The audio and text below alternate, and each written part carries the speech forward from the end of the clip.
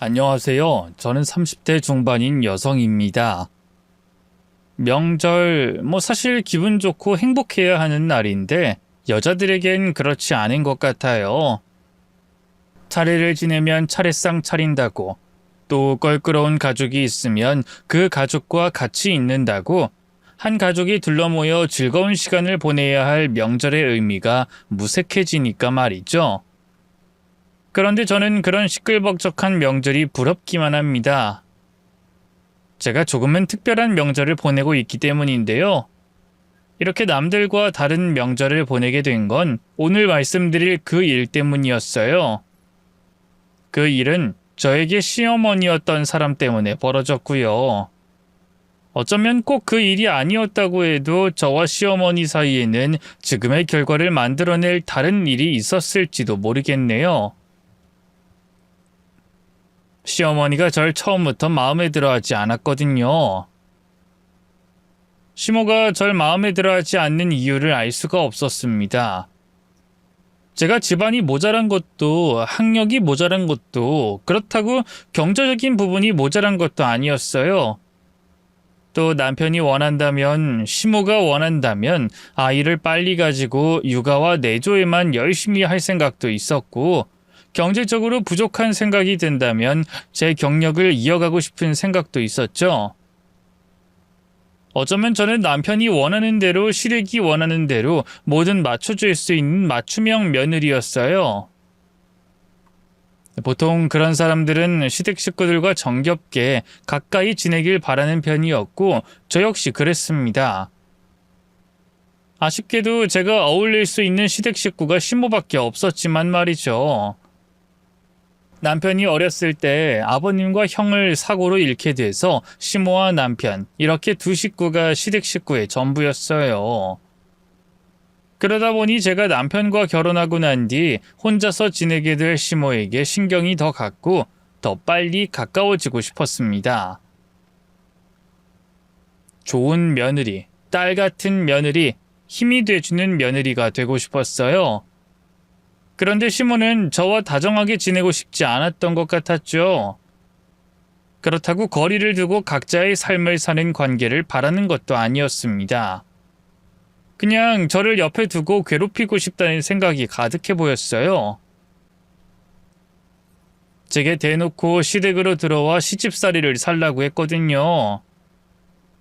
지금까지 너희 집에서 뭘 배우고 어떻게 살았는진 모르겠지만 이제 시집 와서 최씨 집안 사람으로 살 거면 처음부터 끝까지 다시 배워야지. 그러려면 집에 들어와서 내 옆에서 배우는 것만도 없고, 집이야 내 집 사놓으면 어디 도망가는 것도 아니고, 전세 놓으면 그 돈으로 또 재테크를 할 수도 있으니 손해보는 건 없지 않냐. 또 크고 좋은 집은 아니다만 단독주택에서 살면서 어디가 너희 생활에 맞을지 알아보는 것도 좋겠고. 그러니 들어와서 지내. 살다가 나갈지 더 살진 나중에 결정하도록 하고. 어머니 왜 그러세요? 요즘 세상에 누가 시댁에 들어가서 산다고. 그거 저도 불편해요. 아들인 저도 불편한데 민지는 얼마나 불편하겠어요. 저희 그냥 집 구한 곳으로. 아니야 상현씨. 난 어머님 곁에서 지내는 것도 좋다고 생각해. 어머님 말씀처럼 내가 옆에서 배울 게 얼마나 많겠어. 시행착오 겪으면서 끙끙 애쓰는 것보다 어머님 곁에서 있는 게 더 낫지. 그리고 나 주택에서 꼭 살고 싶었거든. 우리 나중에 주택에서 살아보자고 얘기도 했잖아. 어머님, 그렇게 할게요. 제가 들어가서 어머님께 많이 배울게요. 시모 얘기를 듣자마자 제가 피한다고 피할 수 있는 시집살이가 아니라고 생각했어요. 그리고 어차피 시집살이를 살게 될 거라면 조금이라도 점수를 따고 시작하는 게 더 낫겠다고 생각했습니다. 저는 시댁에 들어가기로 했고 그렇게 제 시집살이도 시작이 됐죠. 며느리들이 시자가 들어가는 건 뭐든 치를 떤다고 하길래 당연히 시집살이가 쉽지 않을 거라고 생각했습니다. 그래도 또 옛말에 미운 정도 정이고 미운 정 가장 많이 드는 시어머니와 그렇게 애틋해진다고 하길래 제가 열심히만 하면 시모도 무조건 쌀쌀 맞고 미워하진 않을 거라고 생각했습니다. 이미 자청하듯이 시집살이를 살겠다고 했으니 점수를 조금이라도 땄다고 생각했고요. 그런데 아니더라고요. 제가 아무리 열심히 해도 시모에게 진심으로 잘해주고 가까워지려고 해도 시모는 절 밀어내고 싫어했어요. 어머님, 이거 제가 퇴근하고 오는 길에 어머님께 드리려고 샀어요. 저번에 사고 싶다고 하신 게 이거 맞죠? 너는 돈을 아무데나 막 쓰는구나. 누가 갖고 싶다고 그러면 다 사주고 그러니? 너도 사고 싶은 게 있으면 아무거나 막 사고? 얘가 경제관념이 이래서 누굴 고생시키고 무슨 돈을 모으겠다고.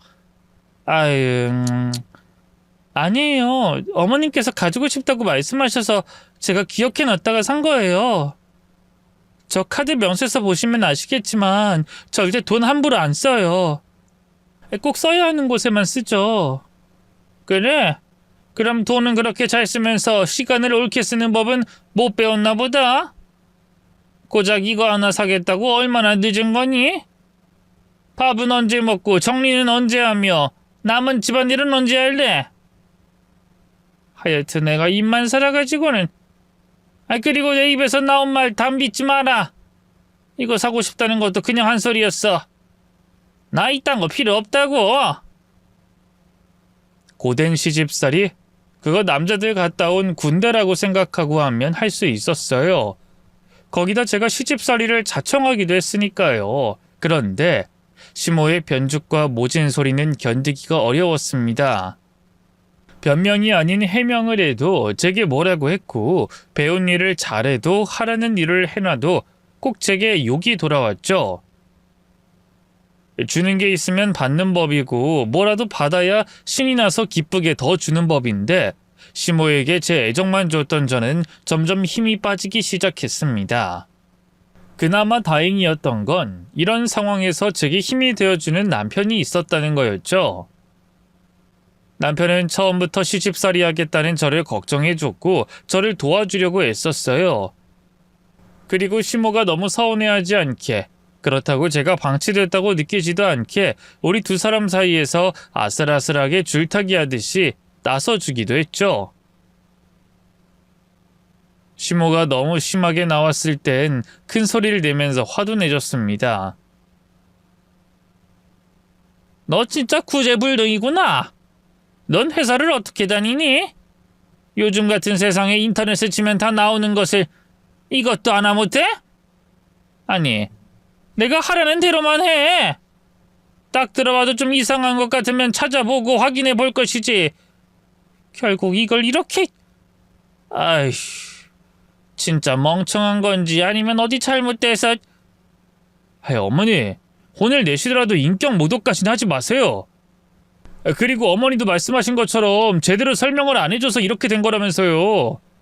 그런데 무조건 이 사람 탓이라고만 하시면 안 되죠. 너 지금 제 편 드는 거야? 넌 좋겠다. 우리 아들이 너만 좋아해서. 이제 부모도 모두 못 알아보고 너만 편들어서. 넌 어떻게 그 혀만 쓸 줄 아니? 뱀혀야 뱀혀. 그 혀로 사람을... 어머니! 지금 제가 누구 편을 들고 있었어요? 어머니께서 선을 넘으시려고 하시길래 그렇게까지는 하지 말라고 말씀드린 거잖아요. 근데 누가 뱀혀고 누가 부모를 못 알아봐요? 도대체 왜 이러시는 거예요? 이러려고 저희 들어오라고 하셨어요? 상년아, 이 사람이 잘못한 거 가지고는 저도 뭐라고 안 합니다. 애매한 상황에서도 나서지 않고요. 그런데 이건 아니죠. 그런 남편 덕분인지 최소한 시모는 남편이 있는 앞에서는 말도 안 되는 이유로 절 괴롭히진 않았어요. 물론 남편이 없는 곳에서는 절 잡아먹을 기세였지만 말이죠. 그래도 이게 전부 다 테스트 중이라고, 또 제가 조금만 더 참으면 시모와의 관계가 개선될 거라고 생각하며 참고 버텼습니다. 참고 버티고 버티다 정말 안 되겠다 생각되면 그땐 시댁을 나와도 됐으니 참을 수 있을 때까진 참으려고 했죠. 그러다 저희 친정에 아주 큰 우환이 생겼습니다. 친정엄마가 응급실로 실려갔다가 의식을 차리지 못하고 중환자실에 입원하게 된 거죠. 원래 1형 당뇨로 평생 몸 관리를 해야 했던 엄마였는데 나이가 드셨던 탓인지 아니면 코로나를 한번 앓고 면역력이 떨어지신 건지 얼마간 몸이 안 좋으셨어요. 그러다 급성 신부전이 오면서 중환자실에 입원까지 하신 거죠. 병원에서는 우선 응급조치를 했지만 아직 쇼크로 잃은 의식을 회복하지 못하셨다고 했고 혈압이 계속 떨어져 승합제를 쓰며 지켜봐야 한다고 말씀하셨습니다.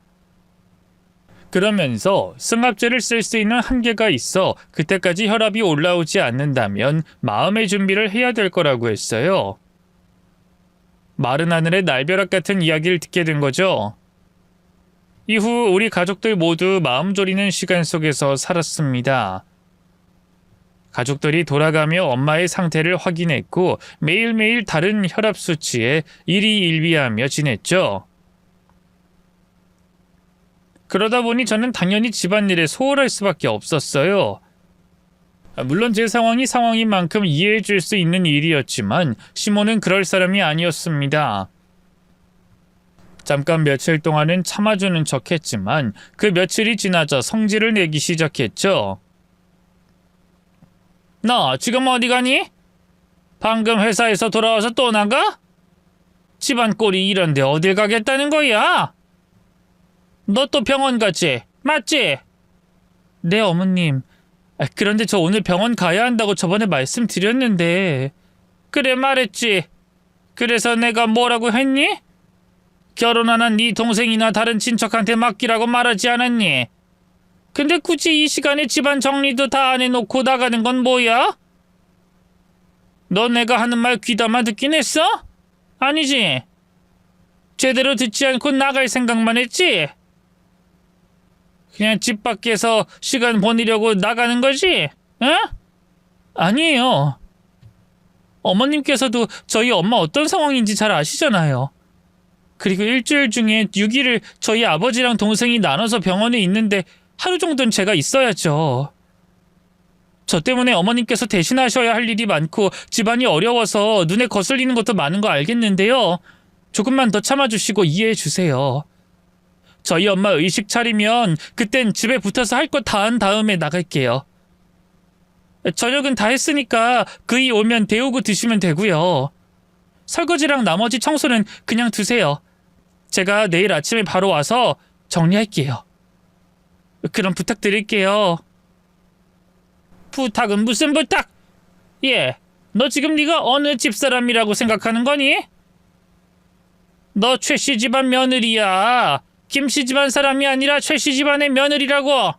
물론 네 부모님 일이긴 하다만 그래도 그 집에 너 대신 안 싸돈 볼 사람이 없는 것도 아닌데 네가 왜 가겠다는 거야? 가정 있고 시어머니까지 모시고 사는 애가. 내가 보기엔 네가 밖에 나가고 싶어서 가는 걸밖에 안 보인다. 그러니까 지금 네 동생이든 다른 친척이든 연락해서 오늘부터 못 가겠다고 해. 어머님, 저희 어머니 생사의 갈림길에 있으세요. 근데 어떻게 그런 말씀을 하세요? 제 마음이 어떨지 하나도 생각 안 하세요? 저 맘 같아선 병원에 매일 있고 싶어요. 엄마 깨어날 수 있게 계속 옆에서 말 걸어주면서 힘주고 싶다고요. 그런데 저도 이 회사에서 또 집에서 제 역할이 있으니까 해야 할 일이 있으니까 잠깐 시간 내서 가는 건데 그것도 일주일에 한두 번인데 정말 너무하세요. 너무하긴 뭐가 너무해? 병원에서 다 알아서 해주는데 집안 내팽개치고 도망가는 네가 더 너무하지. 네가 병원 가면 안사동께서 힘이 난다고 하니? 과학적으로 그렇대? 아니잖아. 너 좋자고 너 마음 편하자고 가는 거잖아. 그런데 너 좋자고 왜 우리가 힘들어야 해? 어? 병원에서 다 조치하고 무슨 일 있으면 연락 다 해주니까 넌 네가 할 일이나 해. 막말로 회사원이 부모님 아프다고 일과 중에 뛰쳐나가? 그걸 회사에서 이해해주고? 아니잖아. 너도 근무 중에 병원 찾아가진 않을 거 아니야. 다들 자기가 맡은 바 할 일을 해야 하는 거 아니야? 그 다음 자기 일 보는 거고. 시모의 논리가 맞을 수도 있겠지만 항상 예외라는 게 있잖아요. 특히 가족과 관련된 일이라면 정말 불가피한 상황을 제외하고 뭐든 이해해 줄 수 있는 거 아니겠어요. 그렇다고 제가 일주일 내내 집 밖에 있는 것도 아니고 일주일에 한 번, 많으면 2번 정도 자리를 비우는 걸 가지고 시몰은 제가 무슨 큰 죄를 짓는 것처럼 말했죠. 원래였다면 잔소리 듣기 싫어서, 부딪히기 싫어서 시모가 말하는 대로 따랐겠지만 이번엔 그럴 수 없었습니다. 시모 말을 무시하고 엄마에게 찾아갔죠. 당연히 자기 말을 무시한다고 생각한 시모는 제가 병원에 갈 때마다 들어올 때마다 붙잡고 노발대발 화를 냈고요. 남편이 있을 때는 남편이 방패막이가 되어주어 시모 소나기에서 벗어날 수 있게 해줬지만 남편이 없을 땐 시모에게 붙잡혀 1시간이고 2시간이고 혼이 나야 했어요. 그러던 어느 날 제가 병원에 간다고 하면 시모가 아무 말도 못하는 일이 생겼습니다. 서서히 정상 혈압으로 돌아오던 엄마가 갑자기 또 쇼크가 일어나며 정말 위험한 상황이 되신 적이 있었거든요. 그땐 저뿐만 아니라 우리 가족들 모두 엄마가 그날을 넘기지 못하실 거라고 생각했습니다. 의사 선생님께서도 가족들에게 마음의 준비를 하라며 엄마와 시간을 보낼 수 있는 자리까지 만들어줬으니까요. 그런데 엄마는 기적적으로 그날 밤을 넘기셨고 다시 안정을 찾으셨죠. 남편에게서 위급했던 그 상황을 전해 듣게 된 시모는 그날 이후로는 제가 병원을 가도 아무 말 못했습니다. 당연히 기분 나쁘고 안이 꼽다는 건 내색했지만 말이죠. 하지만 그때 저는 그런 시모의 내색에 대해 싫고 좋고도 없었어요. 제 머릿속에는 온통 엄마밖에 없었거든요. 시모가 어떻게 절 쳐다보든 뭘 시키든 다른 생각은 안중에도 없었습니다. 이후에도 엄마에게 몇 차례 비슷한 상황이 벌어지면서 더더욱 엄마만 생각하게 되었고요. 그러다 그 일이 벌어지게 된 겁니다. 제가 시모에게 복수를 다짐하게 되는 그 일이요. 그날 역시 저는 병원에 있는 엄마 걱정에 몸과 마음이 따로 놀고 있었어요. 몸은 시모가 시킨 집안일을 하고 있었지만 머리와 마음속으론 엄마 생각뿐이었죠. 그런데 시모가 갑자기 방금 전에 자기가 시킨 일을 그만두라고 하고 자기 심부름을 다녀오라고 하는 겁니다. 막 재촉하면서 말이죠. 너 아직도 이거 하고 있니? 하여튼 애가 느려 터져서 그거 그만하고 너 시장 가서 이거 떡 좀 해와라. 네? 방금 전에 이거 다 하라고 말씀하셨는데 그리고 지금 시간이 늦었는데 떡이 될까요? 쌀 빻고 떡 찌는 시간 따지면 떡을 사오는 게 나을 텐데요. 쌀도 저희가 먹는 일반 쌀이기도 하고요. 뭔 말이 그렇게 많아? 너 내가 무슨 생각인지 다 알아? 모르면 시키는 대로 할 것이지 뭔 말이 그렇게 많아? 그래, 네가 말한 대로 시간이 얼마 없으니까 얼른 가서 떡 해와. 그거 그만 손 놓고 얼른 해오라고. 너 떡 못 해오면 내가 대문 안 열어준다. 그러니까 늦기 전에 얼른 해와. 아침이나 점심에 시켰으면 몰라도 곧 저녁이 되어가는데 떡을 하라니 무슨 일인가 싶었어요. 시모가 떡을 잘 먹긴 해도 보통 사 먹지 직접 떡을 짓지는 않거든요. 그렇다고 집안에 떡 돌릴 일이 있는 것도 아니었고 영문은 몰랐지만 시모가 하도 재촉하고 떡집이 문을 닫을 것 같아 서둘러 집을 나서게 됐어요.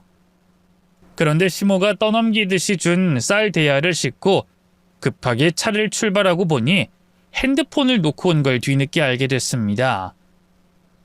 차를 세워놓고 휴대폰을 가지고 오려는데 시모가 대문 앞에 나와 있는 거예요.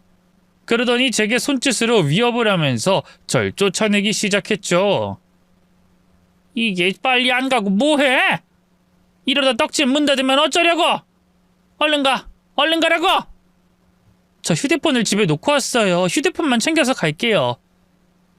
정신머리 없는 년이 휴대폰 챙기러 갔다가 또 뭘 놓고 가려고? 그냥 가! 그 휴대폰 잠깐 놓고 온다고 무슨 일 있는 거 아니잖아. 그거 찾으러 갈 시간에 빨리 떡집에서 떡 짓고 오겠다. 아, 빨리 가. 아, 빨리 안 가? 이걸 확 그냥. 떡을 당장 어디다 줄 것도 아닌데 왜 이렇게 성질인지 이해를 할 수가 없었습니다. 무슨 이유로 저러는지 짐작조차 되지 않았죠.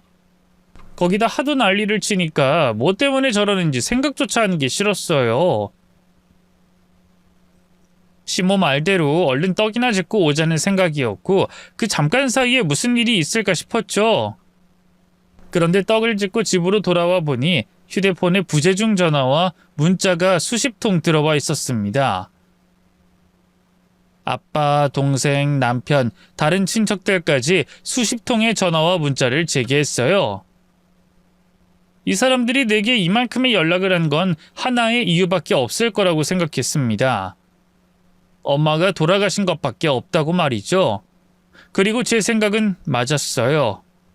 그 잠깐이라고 생각한 그 사이 엄마가 세상을 떠나신 거죠.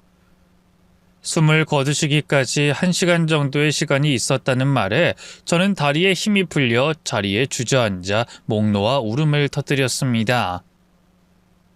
제 시간에 찾아갔어도 엄마의 의식이 돌아온 건 아니었지만 그래도 살아계셨을 때 마지막 인사를 못 드렸다는 생각에 너무 죄송했어요. 휴대폰을 애초에 잘 챙길 걸, 시모가 가라고 해도 집에서 휴대폰을 가지고 나올 걸 생각하며 저 자신을 자책했죠. 그러다 먼저 병원에 가 있던 남편이 집에 온 저를 데리고 가려고 집으로 왔어요. 저도 엄마가 있는 병원으로 가려고 했죠. 그런데 집을 나서려던 그때 뒤돌아서서 잔뜩 긴장한 시모를 본 것 같았습니다. 그러면서 갑자기 떡을 찌어오라고 하고 휴대폰을 못 가지고 가게 하던 시모 모습이 떠오르더라고요. 그게 이상하게 느껴졌던 저는 다시 휴대폰을 열어 확인을 해봤어요. 오늘 걸려온 부재중 전화와 문자 중 가장 먼저 왔던 연락의 시간을 확인했죠. 그랬더니 그 시간이 제가 떡집을 가기 전 시모가 시킨 일을 하고 있던 그때라는 걸 알았습니다. 하물며 전화는 금방 끊겼지만 문자는 엄마가 위급한 상황이니 얼른 병원으로 오라는 내용이 적혀져 있었어요. 제 휴대폰의 경우 문자든 톡이든 배경화면에서 그 내용을 확인할 수 있었고요. 그러니까 모든 걸 종합해보면 시모가 제 휴대폰에 걸려온 부재중 전화와 문자를 보고 일부러 심부름을 시킨 꼴이 됐습니다. 저는 병원으로 가던 발걸음을 멈추고 천연덕스럽게 아무 일도 없다는 듯 서 있는 시모에게 따져 물었죠. 알고 그랬죠. 심부름 일부러 시킨 거 맞죠? 뭐? 얘 지금 뭐라고 하는 거야? 내가 심부름을 왜 일부러 시키는데? 너 지금 무슨 소리 하고 싶은 거니? 내 휴대폰 봤잖아요. 보고서 우리 엄마 위급하다는 거 알고 일부러 다 심부름 시킨 거잖아요. 병원 못 가게 하려고. 어머, 얘 좀 봐. 내가 왜 그러니? 그런 걸 알면 심부름 시킬 게 아니라 널 병원으로 보내야지. 내가 왜 심부름을 시켜? 나 진짜 몰랐어. 그런데 심부름 시켰다 우연히 일이 이렇게 된 걸 가지고 내 탓을 하면 어떡하니? 정확히 따지고 보면 네 탓이지. 내 탓이 아니라 네가 굶떠서 네 엄마 못 본 거야. 알지? 핑계랍시고 하는 그 말을 듣고 저는 확실히 알 수 있었습니다. 시모가 일부러 그랬다는 걸. 그리고 속이 훤히 보이는 그 거짓말을 듣고 시모가 어떤 이유로 제게 그런 짓을 했는지 알고 싶지 않았어요. 아니, 상관없었습니다. 중요한 건 시모가 일부러 저희 엄마 임종을 못 보게 저를 밖으로 내보냈다는 거고 잘못을 비는 게 아니라 뻔뻔한 거짓말을 한다는 거였어요. 그걸로 끝이었죠. 이후 엄마의 장례를 치르면서 저는 마음속으로 결심했습니다. 제가 느낀 이 기분을 시모에게 꼭 되갚아주겠다고 말이죠. 아니, 제가 겪은 것보다 몇 배로 되갚아주겠다고 결심했어요. 그때부터 저는 시모를 향한 복수의 칼날을 갈기 시작했습니다. 그날 이후 저는 제 머릿속으로 생각했던 완벽한 복수를 위해서 제 기분과 시모를 향한 감정을 절대 겉으로 드러내지 않으며 계속 기다렸어요. 그런 일을 저지르고도 저에게 쌀한 톨만큼의 미안함이나 죄책감 없는 시모의 행동을 참고 또 참았죠. 물론 한 번씩 욱하던 감정이 치솟을 때가 있었습니다. 특히 친정엄마의 기일이 가까워지면 그날의 기억과 감정이 떠올라 참기가 힘들었죠. 또 시모도 그날이 제게 어떤 아픔을 떠올리게 하는 날인지 누구보다 잘 알아서 그런지 제게 더 들러붙어 제 신경을 건드렸어요. 너 이번에도 안 싸둔 제사 지내러 갈 거니? 네, 지내러 가야죠. 내가 제사 그거 지내지 말라니까 그러네. 거기 찾아오는 귀신 네 안 싸돈 아니라니까. 그건 너희 집 괴롭히는 마귀라고 마귀. 하나님께 기도하면서 쫓아내진 못할 망정 음식을 가져다가 마귀 입에 넣어줘. 마귀가 참 고마워하겠다. 네 친정에 좋은 일이 가득하겠어. 아휴. 정말 지 잘되라고 생각해서 하는 시어머니 말은 죽어도 안 들어요. 어쨌든 안 사돈 제사 가는 거 가지고는 뭐라고 더 안 하마. 갔다 와서 집에 들어오기 전에 꼭 주기도문 사도신경 외워서 네 몸에 붙은 귀신 떼어놓고 와라. 어때? 고맙지? 네. 그 표정은 뭐니? 안 고마워? 내가 제사 보내주겠다고 하는데. 야, 우리 교회에 나 같은 시어머니는 없어. 며느리 제사 지낸다고 보내주고 이해해주는 시어머니가 어딨겠냐고. 당연히 못 갖게 붙잡지. 그런데 고마운 것도 모르고 말이야. 하여튼 애가 싸가지가 없어요. 싸가지가. 근데 너 설마 그날 내 심부름하러 갔다가 생긴 일로 아직 감정이 남았니? 그것 때문에 그따위 표정 짓고 있는 거야? 아이고, 내가 뭘 더 얼마나 해명해야 하는 건지. 누가 보면 그날 내가 널 붙잡고 안아준 줄 알겠다. 지가 잘못한 걸 어떻게 아직도 내 탓을 하는지. 그래, 내 잘못이다. 나 때문에 그날 그렇게 됐어. 됐지? 아직 안 됐니? 그럼 뭐도 어떻게 해줄까? 아예 그날 아침부터 친정에 가게 해줄까? 어때? 이럼 됐니? 이젠 마음에 들어? 시모는 일부러 친정엄마의 임종을 못 보게 된 게 자기 탓이 아니라는 말을 제 앞에서 꺼내며 제 속을 긁었습니다. 그럴 때면 저도 모르게 이빨을 힘껏 물게 되고 주먹이 꽉 쥐어지곤 했어요. 그리곤 당신 때문에 우리 엄마 임종을 못 보게 된 거라고, 악마 같은 당신이 일부러 날 못 가게 막지 않았냐고 소리치고 싶었습니다. 지금 당장 그 자리에서 신모 머리털을 뽑고 입을 찢으며 그날의 복수를 하고 싶었어요. 하지만 참아야만 했습니다. 고작 그 정도 복수는 할 수 없었어요. 몸에 남는 상처는 금방 아물기만 할 뿐이었으니까요. 마음이 타다 못해 부서진 것 같은 고통과 애탐을 느끼게 하고 싶었습니다. 친정엄마가 돌아가신 그날 제가 느꼈던 감정처럼 말이죠. 그래서 울컥울컥 솟아나는 화를 참으며 버티고 버텼어요. 그러다 그 일이 있고 정확히 5년이 되어가던 해, 제가 드디어 그렇게 벼르고 있던 시모에게 복수할 수 있는 날이 찾아왔습니다. 그것도 아주 운 좋게 또 급박하게 말이죠. 자정이 넘은 늦은 밤, 시모는 휴대폰으로 걸려온 전화 한 통을 받고 난 이후 소리를 지르며 방에 있던 절 불렀습니다. 그게 제 복수의 시작을 알리는 소리였죠.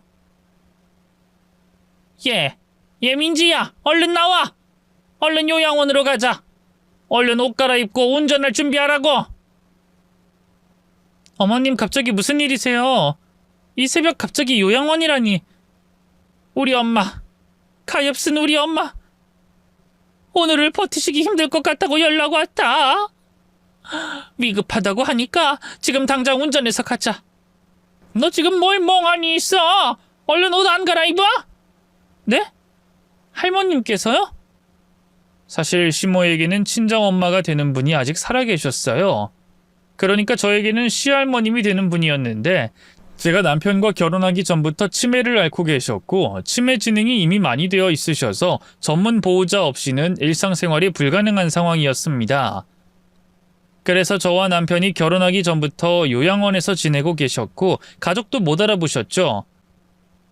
그 모습을 보기 힘들었는지 시모는 시할머님이 계신 요양원에는 잘 안 찾아갔어요. 그렇다고 자기를 낳아준 어머니 소식을 아예 안 궁금해하는 건 아니었고요. 대신 요양원 관계자분들이 보내주신 사진이나 걸어오는 영상통화로 할머님을 만나는 걸 대신하고 있었죠. 그리고 제가 노렸던 건 바로 시할머님께서 돌아가시는 그날이었습니다.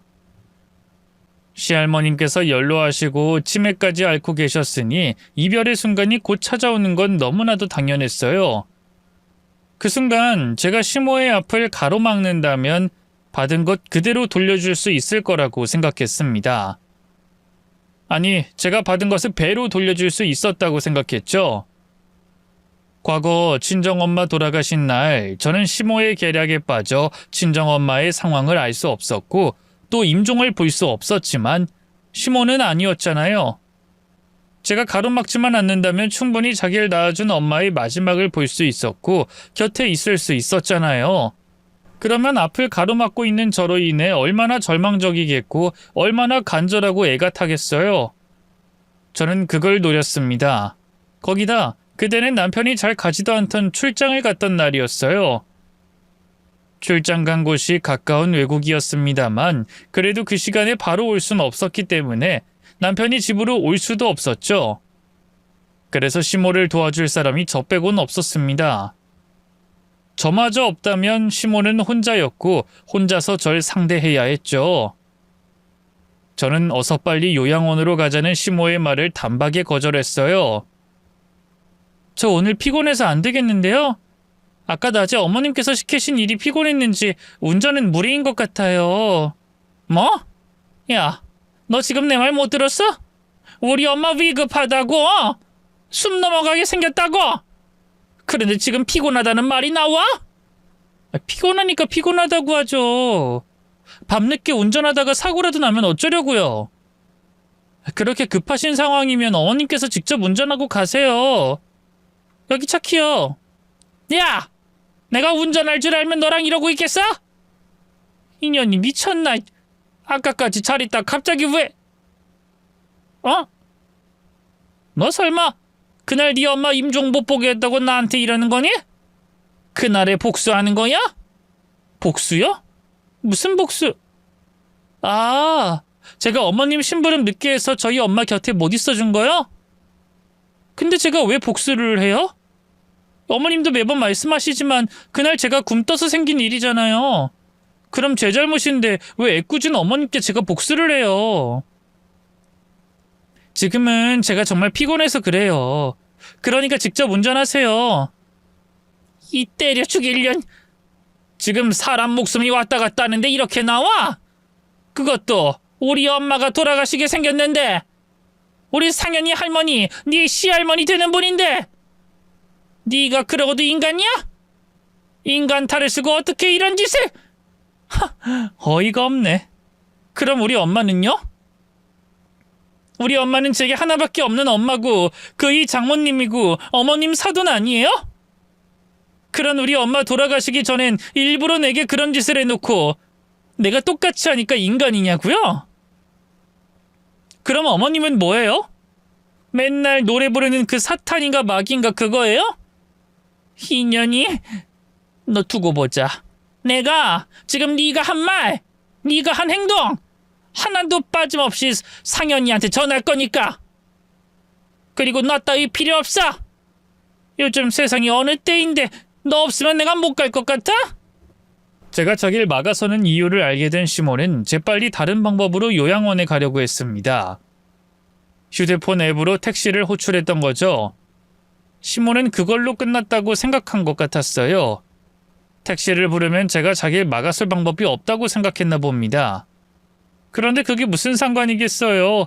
출발하려는 택시 앞을 막아 세우면 끝인데. 저는 시모와 함께 1층으로 내려가 있다 택시가 오자 그 앞을 가로막았죠. 그리곤 택시 기사분에게 현금을 드리면서 돌아가시라고 말씀드렸습니다. 기사님 죄송해요. 이분 무시하시고 다른 운행 잡으세요. 죄송합니다. 야! 내가 불렀는데 네가 왜 가라 말아, 야! 아저씨, 전현말 들을 필요 없어요. 들을 필요 없고 내가 좀 급하니까 얼른 갑시다. 얼른요! 어머님, 기사님께 그렇게 말씀하셔도 제가 택시 안 막으면 끝인 거 아시죠? 죄 없는 기사님 힘들게 하지 마시고 그만 포기하세요. 그렇다고 제가 아예 안 보내드리는 건 아니에요. 그러니까 조금만 있다가 가세요.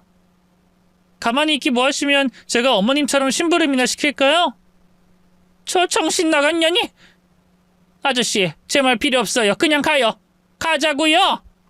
아, 제발 좀 가자고요. 아니, 사람이 앞을 막고 있는데 어떻게 갑니까?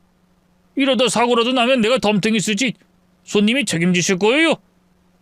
뭐 때문에 이러는지 모르겠지만 내리시든가 아니면 빨리 서로 해결하세요. 왜 집안 싸움하는데 날 끌어들여서 사람 오도 가도 못하게 하냐고요.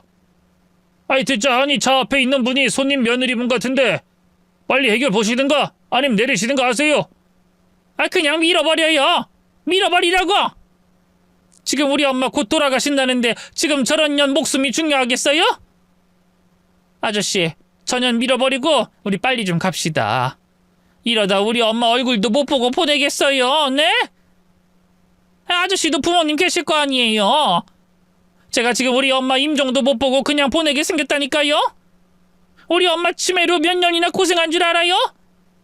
요양원에 있는 지 몇 년째인데 미안하다는 말도 못 전하고 보내면 내가 어떻겠어요? 그러니까 그냥 무시하고 갑시다. 네? 뭐라고요? 근데 며느리라는 분이 이러고 막아세운다고요? 아니 세상이 어떻게 돌아가려고 이렇게 막 나가? 이러면 안 되지. 저 며느리 진짜 이상한 사람이네.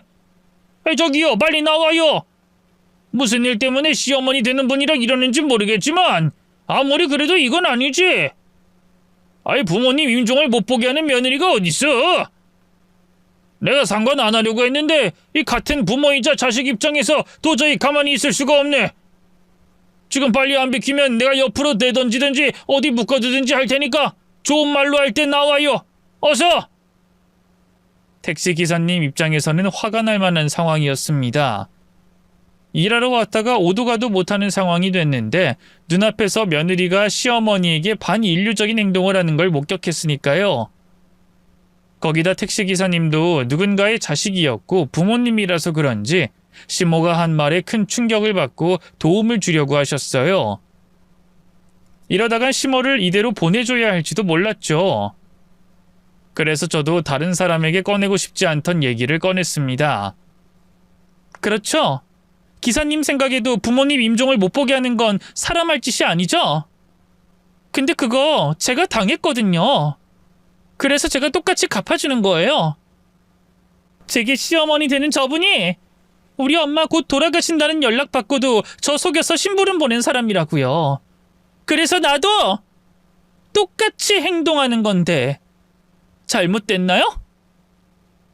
잘못은 했어도 누가 먼저 이런 짓을 했는데 저만 당하고 있어요.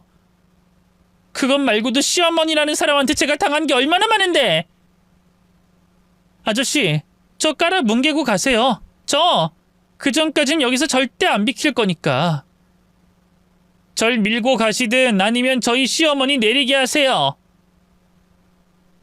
저기요 손님, 이 며느리분 말 사실입니까? 진짜 아주머니께서 임종 못 지키게 하셨어요? 아이 쟤는 미쳤나? 별 이야기를 다 하고 있어. 아니 내가 설마 그렇게 했겠어요? 그냥 갑시다. 앞으로 못 가겠으면 뒤로 갔다 다른 길로 해서 가든가. 어쨌든 빨리 가자고요. 나 정말 재수가 없으니 원. 아니 내리세요. 네? 야, 아저씨 내리다니 그게 무슨 말이에요? 아니 내리시라고요. 어딜 가든 안 갈 거니까 당장 내리시라고요. 아이 진짜 이 시어머니라는 사람이나 며느리라는 아니지. 그 시어머니나 되는 분이 왜 그렇게까지 합니까? 며느리가 미워도 할 짓이 있고 못할 짓이 있지. 그러니까 되로 주고 말로 받는 일이 생기잖아요. 아니 어쨌든 내리세요. 운행 취소했으니까 당장 내리라고요. 혼내듯이 호통치는 기사님으로 인해 시모는 택시 안에서 나왔어요. 그리곤 이제 정말 시간이 없다고 생각했는지 절 피해서 주택가 밖 대로로 나가려 했습니다. 대로에서 택시를 잡고 내려가는 방법밖에 없다고 생각한 거죠. 하지만 손 놓고 지켜보고 있을 제가 아니었어요.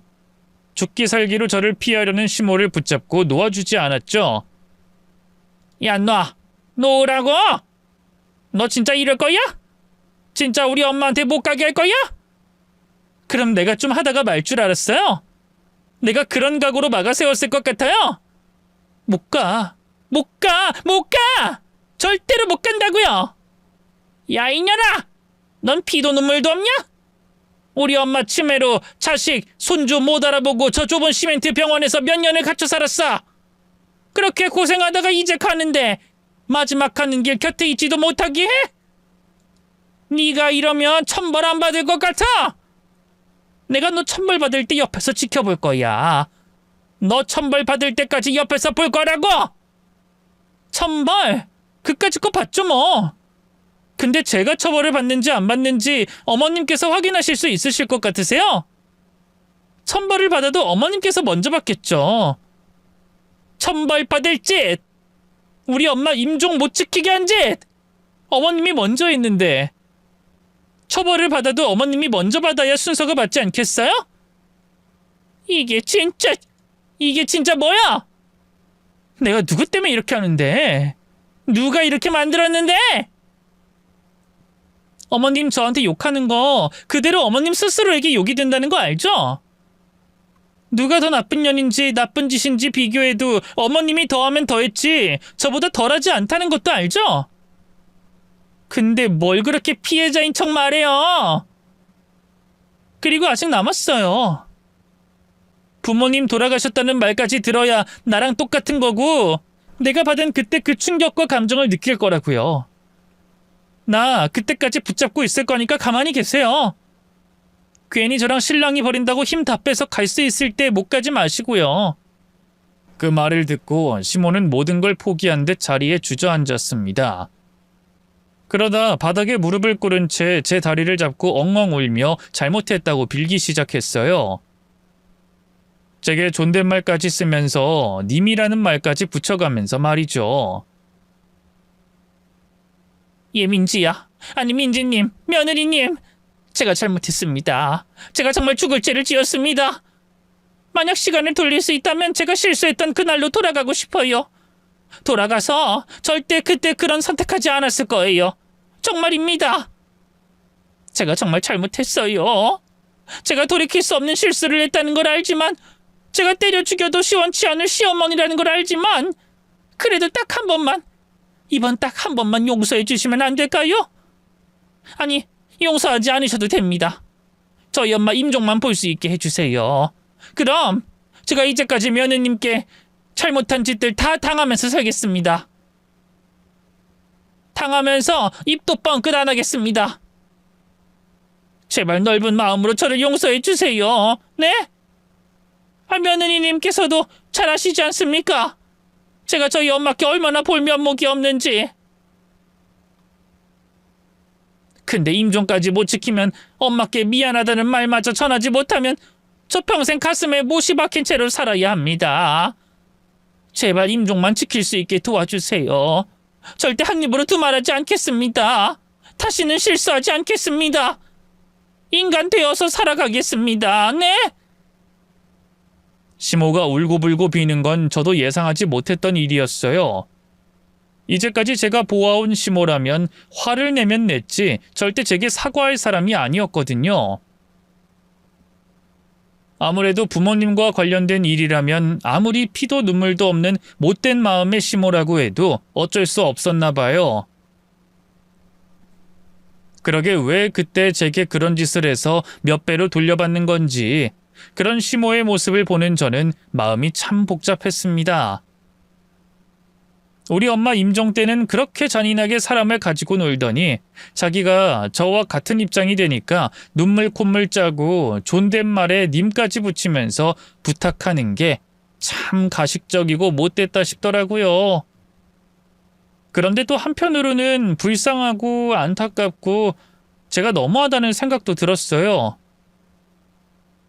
부모님 임종을 알면서도 못 본다는 게 어떤 심정인지 제가 누구보다 잘 알고 있었으니까요.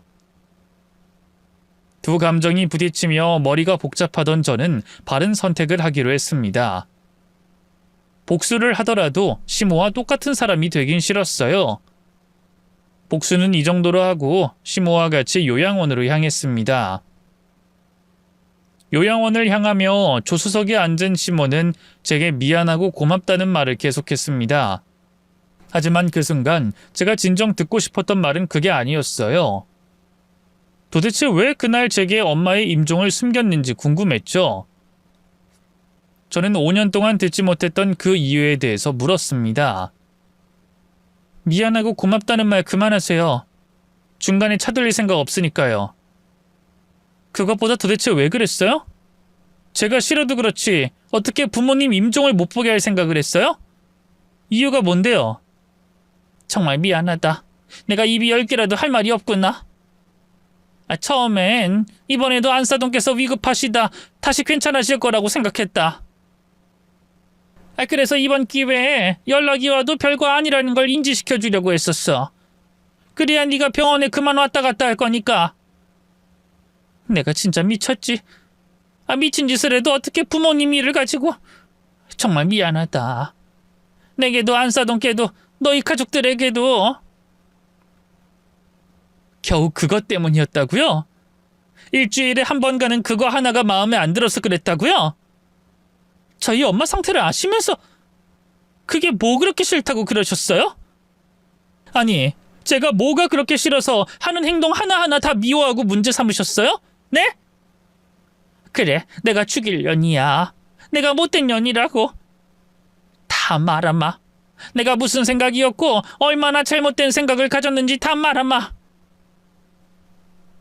그러니까 그냥 너랑 네 가족이 보자마자 미웠다.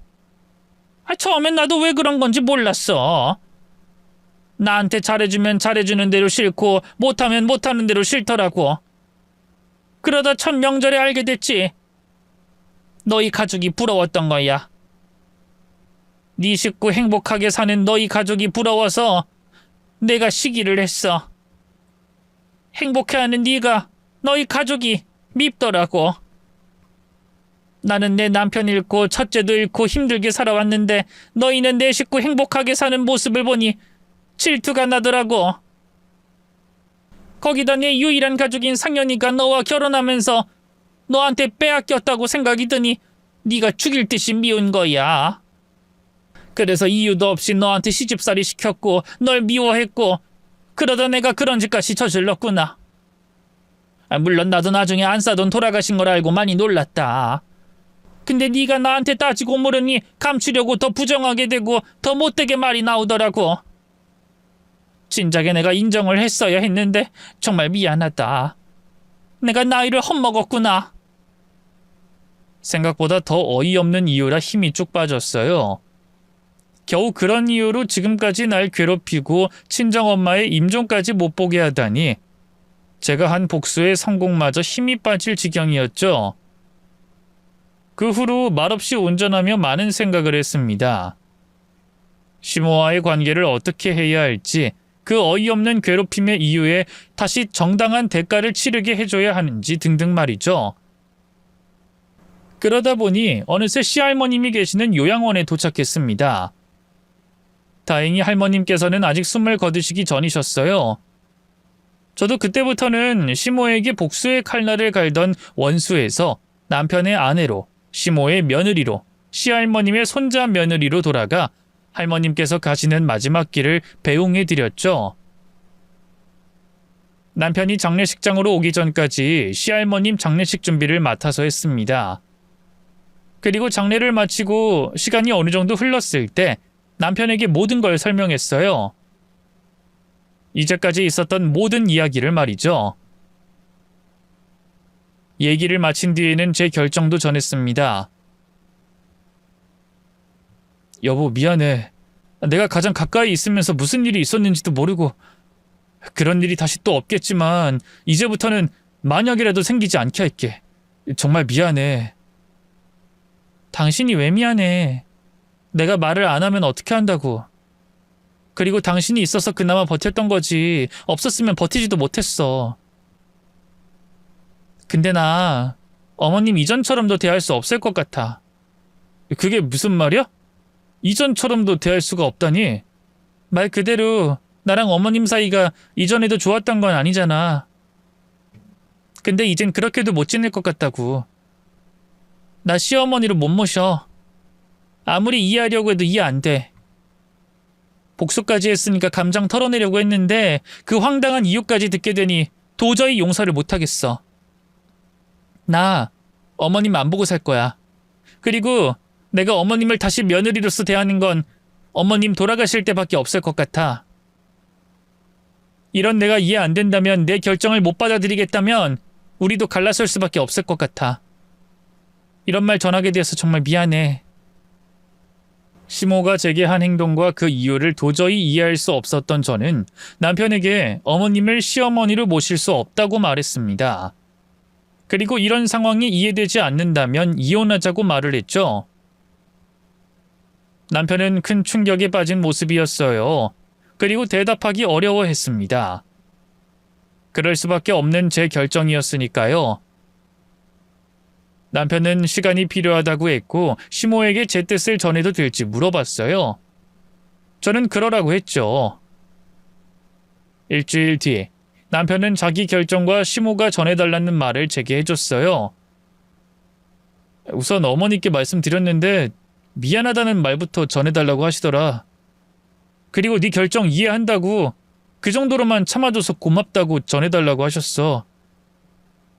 이제부터 시어머니라고 생각 안 해도 되고 평생 안 찾아와도 된다고 말씀하셨고. 그리고 난 당신 이해해. 어머니도 저렇게까지 나오시는 걸 보면 당신이 내게 해준 것보다 더 심한 일들이 있었을 거라고 생각하니까. 어머니가 평소 당신에게 어떻게 하는지 봐오기도 했고. 대신 내가 어머니께 왔다 갔다 하는 건 상관없는 거지? 나 때문에 당신이 어머니 볼 일은 만들지 않을 거야. 어머니도 그렇게 하실 거고. 나도 부모와 자식 간의 관계를 끊으라는 건 아니니까. 그럼 됐네. 어머니도 인정하고 받아들이셨고 나도 당신의 결정 존중하니까. 마지막으로 내가 미안해 여보. 중간에서 조금 더 남편으로서 역할을 잘했다면 당신이 장모님 임종 못 지키는 일은 없었을 텐데. 앞으로 내가 잘할게. 시몬은 자기가 한 일을 되돌아보고 반성했는지 평생 보지 않겠다는 제 결정을 받아들였습니다. 남편도 제 결정을 존중해줬고요.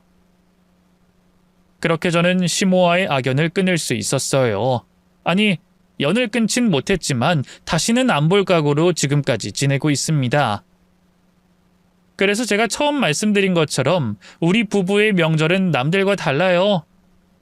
서로 각자의 집에서 명절을 보내니까요. 처음엔 부부가 떨어져 각자의 집으로 가는 게 어색했는데 몇 번 해보고 나니 좋은 점도 많다는 생각이 듭니다. 저와 같은 특수한 상황인 분들이 아니면 있을 일이 아니니 그 장점에 대해선 설명할 필요가 없겠지만요. 그런데 저도 각자의 집안에서 명절을 지내는 것보다 시댁을 갔다가 친정으로, 친정에 갔다가 시댁으로 이렇게 다 같이 모여 보내는 명절이 더 좋다는 걸 알아요. 다만 그럴 수가 없기에 나름의 장점이 있다고 말씀드리는 거고요.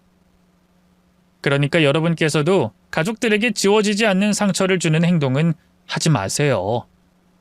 가족의 의미를 잘 생각해 보시고 미우나 싫으나 같이 지낼 수 있길 바라겠습니다. 그럼 저는 이만 글을 마치도록 할게요. 추석 가족들과 잘 보내시고 편안히 쉬시길 바라겠습니다.